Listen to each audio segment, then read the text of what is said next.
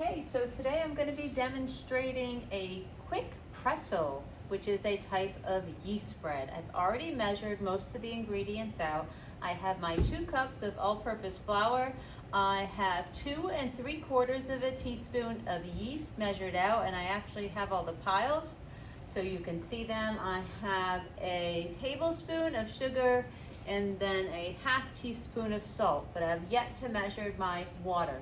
With the water is very important with a yeast bread because it could either activate the bread or it can kill the bread or the yeast, which means it would not rise, right? So you're gonna measure all your ingredients and you're gonna wait to take the temperature of the water until you actually need it, right?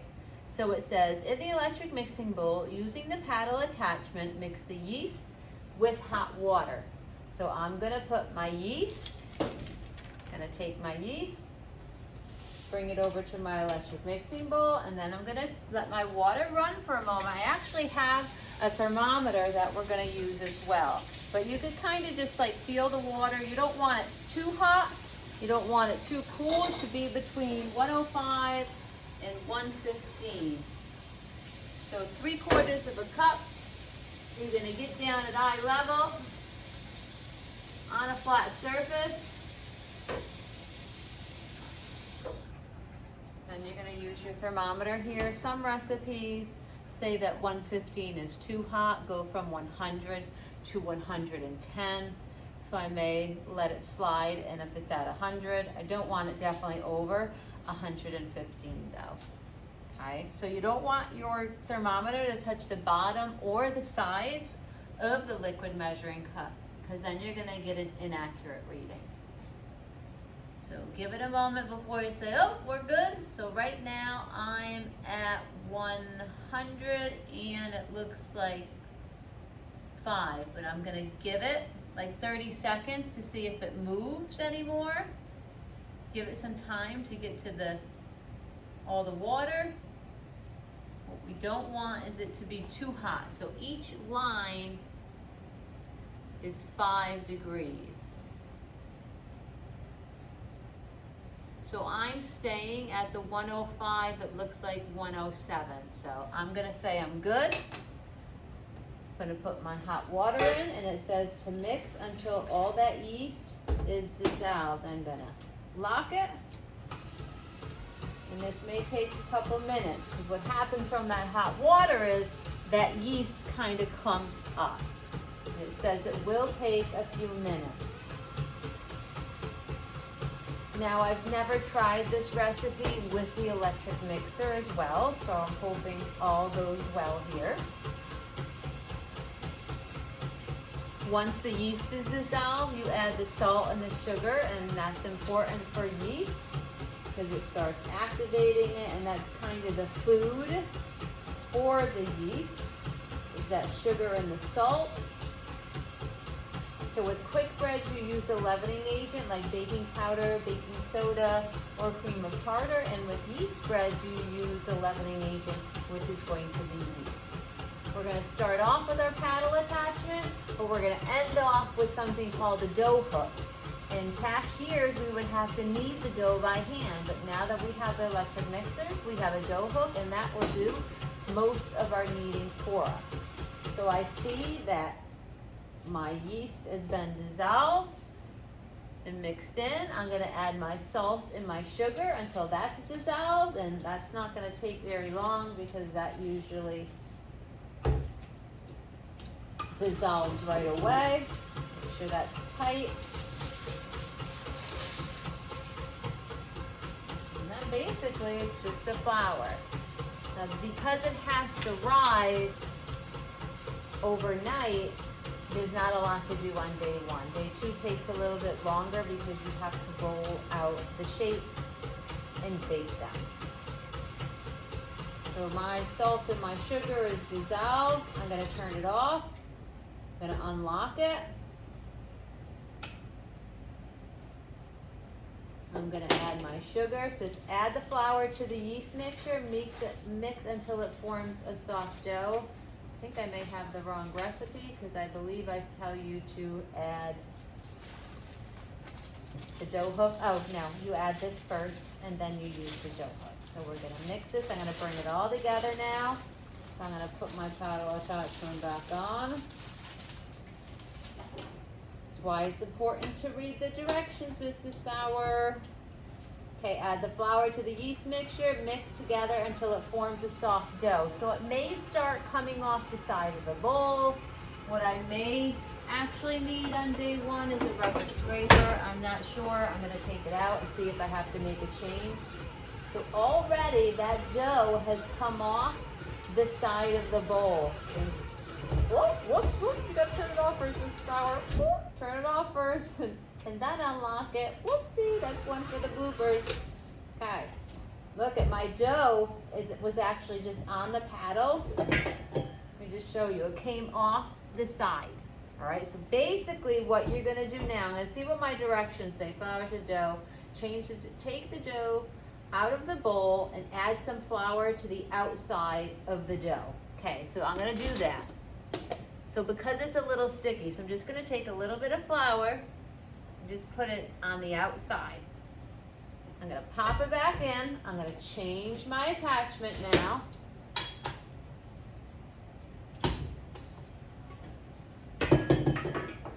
And then we're going to lock the bowl in. This is gonna go right through the middle of the dough. I'm gonna lock it. I'm gonna put it up on the second notch, and this is gonna knead it for 1 minute. Okay, I'm just gonna get ready. So remember, any flour, you're gonna grab a paper towel. You're gonna grab your garbage pail. I'm gonna grab the garbage with a paper towel. I'm not gonna have time to wash my hands again. And then what you're gonna do for day 2, I don't even think I'm gonna use cooking spray, because in the past it's been okay. Wow, this looks great. We're already at a minute, so I'm gonna turn it off. Whoopsie.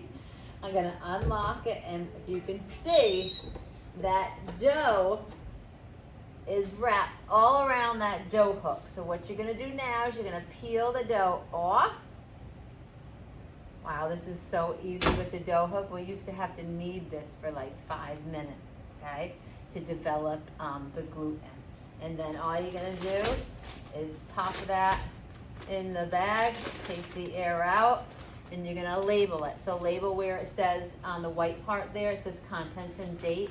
I labeled it demo. So I'm gonna let this sit and let it rise at room temperature, or I could just pop it in the refrigerator as well. I'm gonna let it sit. It's gonna rise. I'm gonna punch it down and then pop it in the refrigerator. And then tomorrow I'm gonna show you day 2 of the recipe where they bake and you get to taste them. So this has to be done in 2 days because you're not here for hours for it to rise.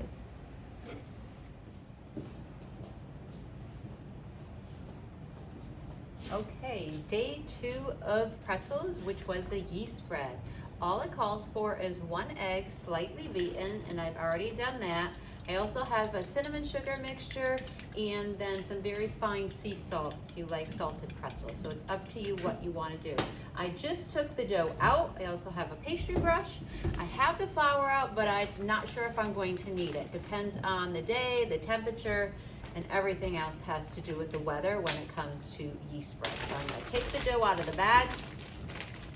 I'm not sure if I'm gonna flour it or not, okay? So that's gonna depend. What I like to do is just take it in my hands, cut it in half, depending on how many people are in your lab group. I'm then gonna go 1, 2, 3. I'm gonna try to get 6 for groups that have 5 people. That way we know we at least get 6 and then an extra 1. All right, I'm gonna put them to the side, and then what you do is you're gonna roll it. Okay, so you're gonna roll and push it out as you go. So mine does not need the flour, I don't think. I think the more you put flour on it, the harder it is to roll out. So you see how it's shrinking a little bit as well. So you keep rolling and I keep pushing it as I roll. You know what I think I'm gonna do with the last one is I'm gonna make it into little pretzel bites rather than, and if you want, I guess you could do that as well. I'm gonna shape it into the pretzel. There is a picture, whoops, I don't have day 2 of it. Don't know where it is and I can't really find it. There's gonna be a picture for you to look at. And basically what you do is you take, I like to twist it, and it's something like that, but it's hard for me to do with it up in the air. Okay, so you take, twist that, and then I'm gonna put, I don't know if you can see, on my baking sheet. All right, and I'm gonna keep doing that. I'm gonna keep rolling. I'm gonna show you too. I'm not gonna have you watch me make all of them. Keep going from the center out, center out, center out. I'm pushing it out as I go. Same thing. I'm gonna go a little bit more because it does shrink up a little bit. Have my baking sheet lined with parchment paper. I'm gonna take, twist, bring it over, done. Right, I'm gonna stop the video. Actually, let me do the pretzel bite. I've never done it, but let's just try it. I mean, I guess if you want, you could make them all pretzel bites if you're having trouble with the shape. So I'm gonna just kind of go like this. I don't have a knife out, so I'm just gonna kind of break them off. Probably be easier if I had a knife. You guys can use a knife.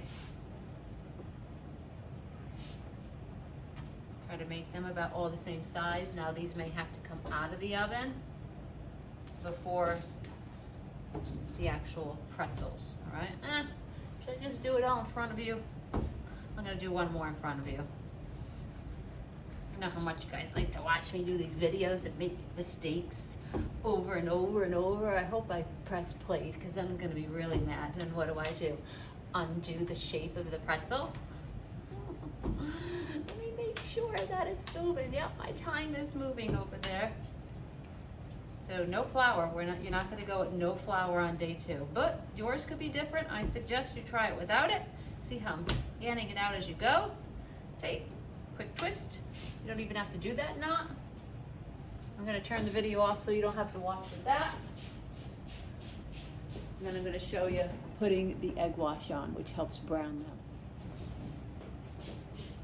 Okay, so I rolled out all my pretzel shapes and you saw me just rip the dough apart. I had that rope and made some pretzel bites. I have my egg wash, which helps brown them and helps the cinnamon sugar and the salt adhere. You're gonna use your pastry brush and be generous with the amount of egg wash that you put on because that's gonna help with the browning of your pretzels, okay? You get enough egg wash, coat all little sections of that. I'm gonna do all the pretzel shapes first. So my dough worked out really, really good. I'm very happy with that. Any leftover egg, we're just gonna throw out. I may even just split an egg up because it's really waste of eggs that we're gonna need for another class. But I'm very happy with the shapes of my pretzels. They look pretty good. And I'm gonna go and now do my little pretzel bites. And then like I said, I have cinnamon sugar or salt. So if this was somebody's and that was somebody's else, you can do whatever you want. Salt or the cinnamon sugar, I guess you could have it plain, but it would be pretty plain without any flavor. Just watch how much egg. You don't want scrambled eggs to be cooking. So I'm gonna just gonna sprinkle some salt on these two, and then maybe I'll do some cinnamon sugar. I don't know who the lucky person is gonna be who's gonna get these. Maybe my next class coming in.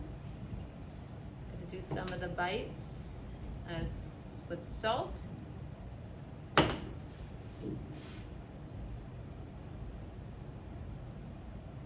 did that. I don't know. I think I did, yeah, I did salt on those. And now I'm gonna go with some cinnamon sugar. So you're really gonna smell the cinnamon and sugar.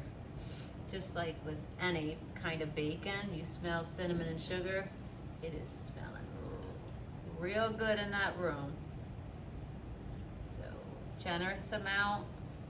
It is hard to see the browning of the pretzels with the cinnamon and sugar ones. All right, and that's basically it. And they go in the oven for about 10 to 15 minutes until they're golden. So I'm gonna put my oven mitts on and pop them in the oven, and I usually put them on the top rack. And I'll show you what they look like when they come out.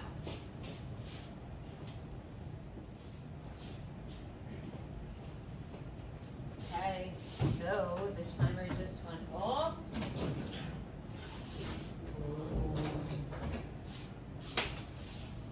Look at those delicious looking golden color of the pretzels. I may have to see if anybody's in the hallway. So these were, it's very hot, so they should come right off. Remember, they're very hot. Oh, I guess, so I was on hall duty, so these really should have come out sooner, because they are a little hard as a rock. But these ones should be nice and soft if I was to eat. Let me see if anybody's in the hallway. I don't think anybody's in there. Well, I don't know who I'm gonna give this to, but I'm gonna find somebody. So that's quick pretzels, nice golden color. If you do make the pretzel bites, we're definitely going to have to change the amount of time that they're in there, maybe about 5 minutes, because they are a little hard and overcooked, but definitely